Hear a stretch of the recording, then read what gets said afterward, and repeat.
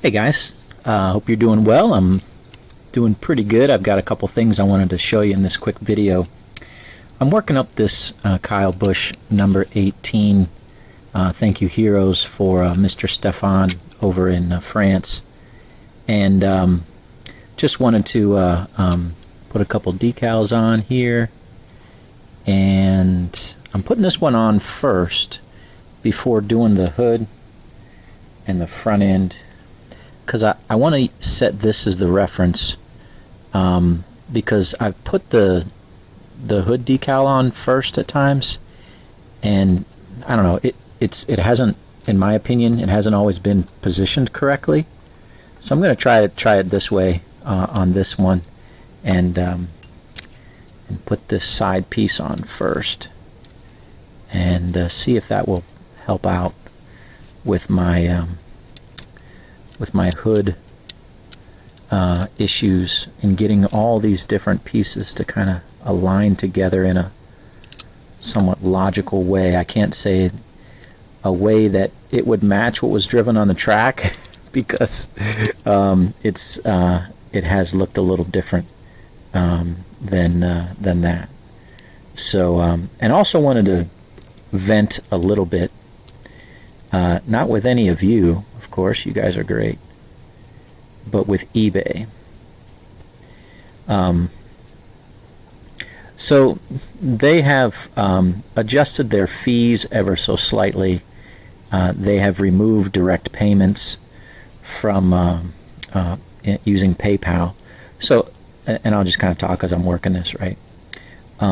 So in the past, and we're talking like a little over a month ago, for going back from then all the way back to when I started on eBay, over 10 years ago, somebody would pay you with PayPal, and I would be able to, just go into my PayPal, and I would be able to see, the amount of money that's in there. From my eBay site, I could print the shipping label with the money that the buyer, paid me with, because I do free shipping, right? So let's say somebody paid me, $30 for, won the auction for $30, and so they would, pay me that money. PayPal there'd be a little fee in there from PayPal, and so let's say $28.50 would show up in my PayPal account, and then from that I would from my eBay page I would go in and print the shipping label. Let's just say it was $3 to ship it. So then that would come out directly out of my PayPal, so I would have like $25.50 left in my PayPal. And then at that point, I could then, either leave it in my PayPal account, or I could transfer it into my bank account, the $25.50. And then at the end of the month, eBay would then calculate up all the fees that, and all the, final value fees and listing fees and all that kind of stuff.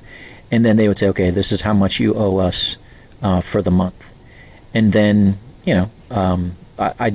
I set up like a credit card on the eBay, so it would just charge my credit card whatever that amount was each month.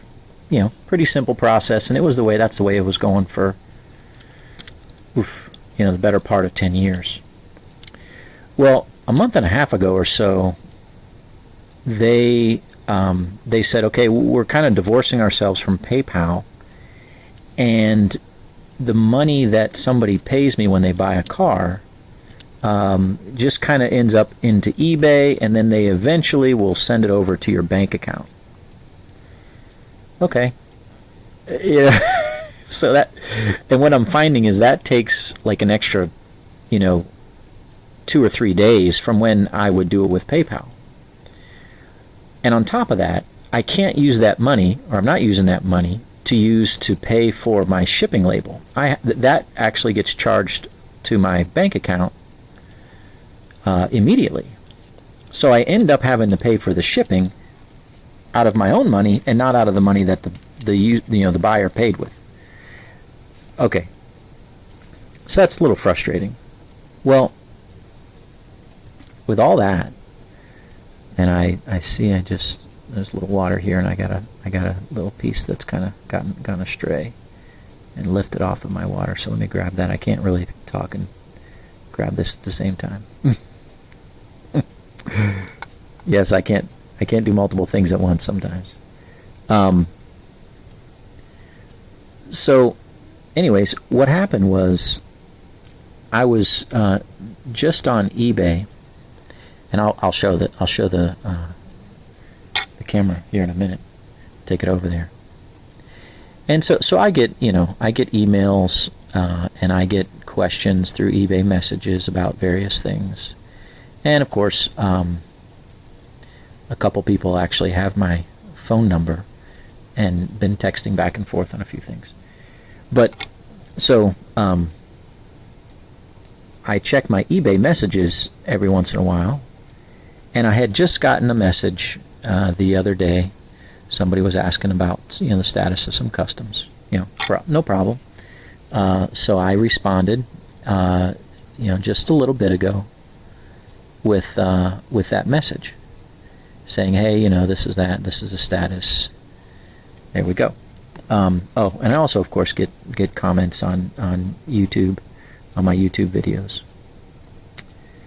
Well, then, so I responded to the eBay message, and then it was a couple weeks. Actually, it was Stefan in France had sent me an email or a message, eBay message, and had made a statement, and I didn't immediately get back to him because it was more of a statement than a question. And I wanted to send him a message just now. So let me show you what I got on my eBay here.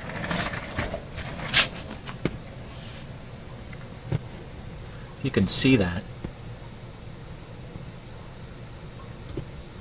So I tried to say his username is Peanut Butter 71. So I typed up a message, went to send it to him, and it says, "You have exceeded the maximum number of messages you can send.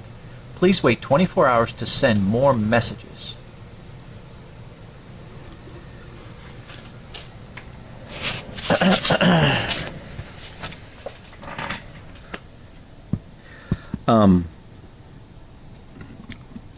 I had sent one message. So, am I only allowed to send one message a day now? I don't know. I am kind of venting a little bit with eBay, but I'm going to tell you guys right now, I'm getting ready to just stop using eBay for a selling platform. I don't know what they're doing. I don't know who's running the show over there, but I'm getting a little fed up with the changes that they're making and just some of the hassles that are there now. It doesn't seem like a very, it's getting away from an easy platform to sell your products on. And so, I'm still going to put some stuff up there for a little while, but I'll tell you guys, I think what I'm going to do here in the not too distant future is you'll see me make videos of the cars that I'm making, and I'll say, hey, this one is a custom request, and then I'll make a comment saying, hey, this one is for sale. I've been saying, it's an eBay car, but I think what I'm going to do is I'm going to offer it up to you guys that watch my videos first, and then we'll go from there. I don't do Facebook. I don't do social media stuff. Outside of just this YouTube. I'm not sure YouTube is called social media, but I don't do your little, Twitter or Facebook or Instagram or anything like that. It's just not me. I'm not of that generation. And I don't really have any interest in doing that. But I do want to, continue to provide, custom cars to people that request them. So, yeah. Anyways, I don't know if you guys sell on eBay. but and have experienced some of the same frustrations, but they're going to lose revenue. Sure, I'm not selling vehicles on eBay, you know, but I think I'd have to look back and see how much I was paying them. It might have been anywhere from like $20 to $30 a month is what was showing up as you know, how much, you know, how much in fees that they would, you know, get from me for using their service.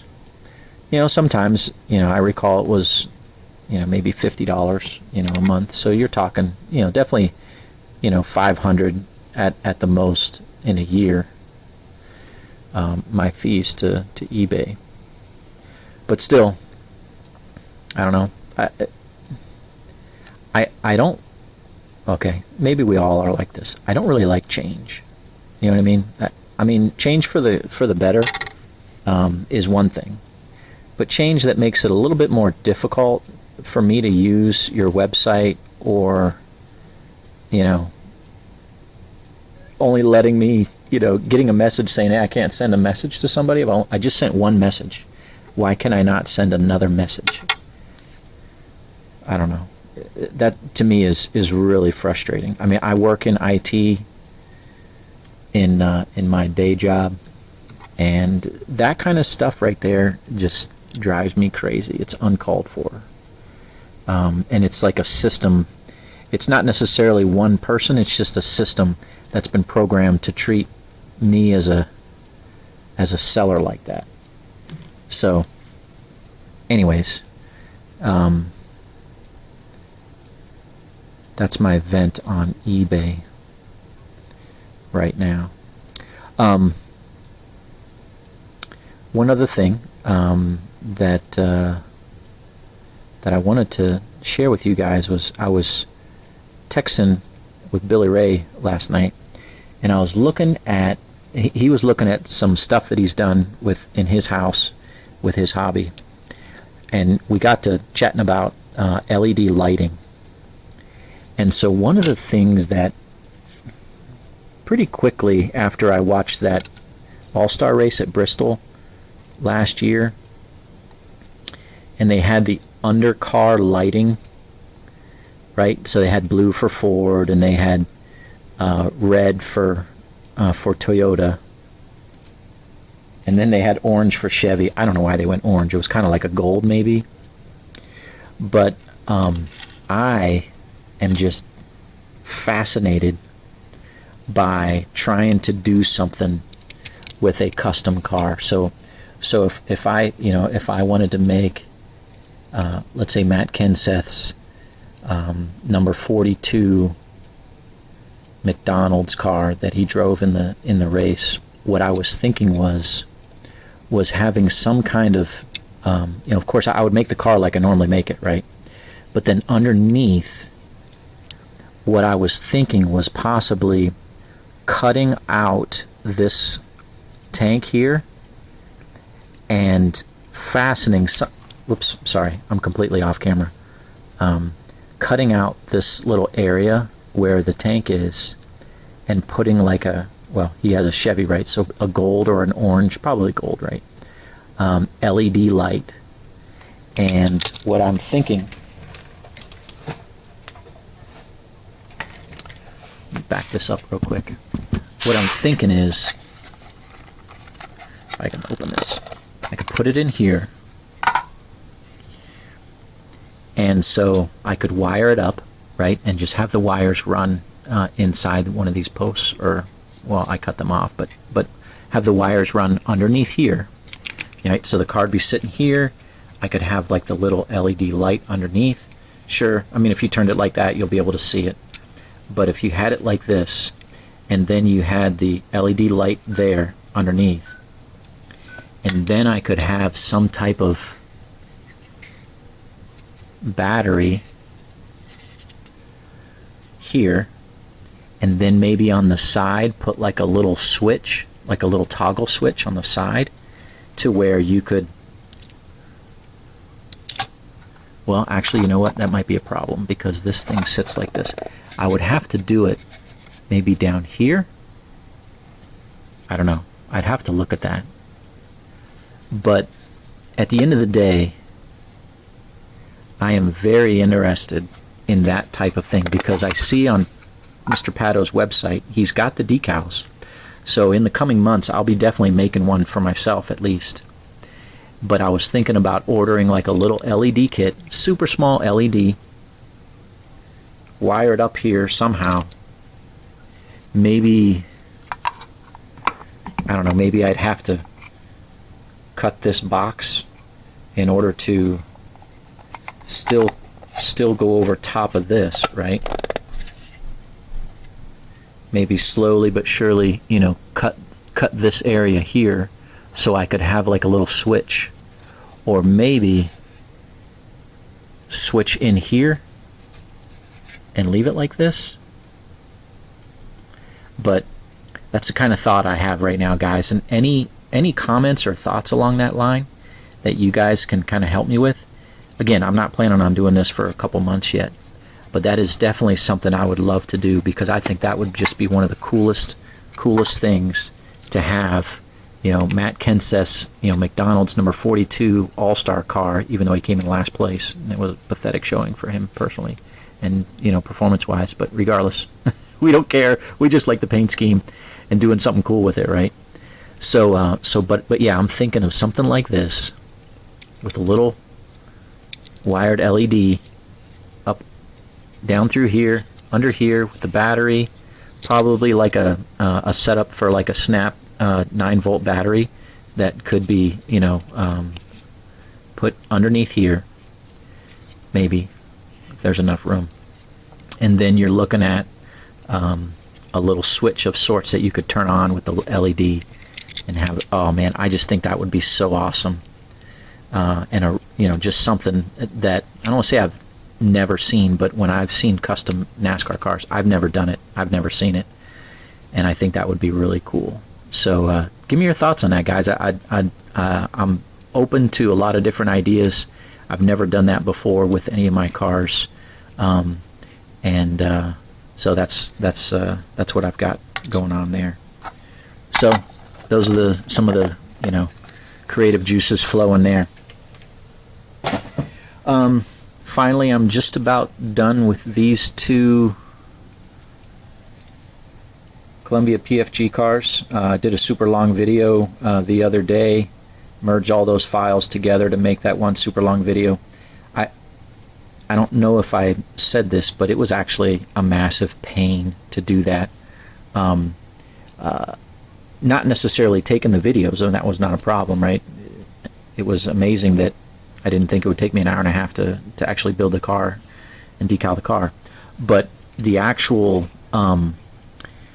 merging of those files into five different files into one, it took like almost 2 hours for that thing to process and export out of the software tool I was using.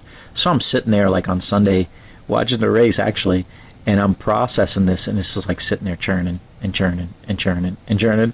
And so yeah, I have to be honest with you guys, I'm probably not going to be doing that anytime soon.